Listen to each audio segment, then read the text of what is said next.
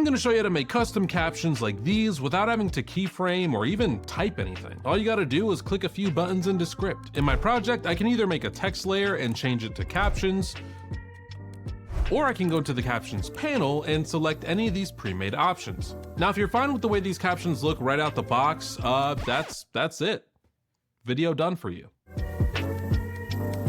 But the best part of Descript's captions is that they're super customizable. In the scene editor, you can adjust the position, size, and text boundary of your captions, as well as the font and alignment.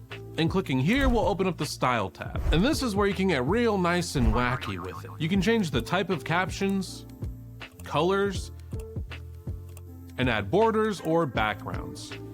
You can also change these settings for your active and future words separately. So you have a ton of options here to make your captions easily match your branding or style. You can also have your captions animate in or out in the scene editor, or you can use these handles in the timeline. Now, if there's a specific section in your video where you want to change the look of your captions, all you gotta do is make a scene where you want them to change, then select them in your scene editor and make sure current scene is selected.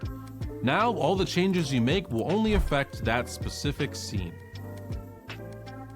Just like that, you can instantly add those sweet attention-grabbing caps to your videos with almost none of the work. So whether you're making social clips or interviewing your cousin who's notoriously hard to hear. Hey everyone, welcome back to my podcast, The Podcast People. And today we have a very special guest, my cousin. Hey everyone. Yeah, thank you for having me. I'm super excited and honored to be on the show. Descript makes it easier than ever to add captions to your videos. Now, if only we could figure out how to add them in real life, because my cousin is also my accountant, so it would be really nice to actually understand what he's saying.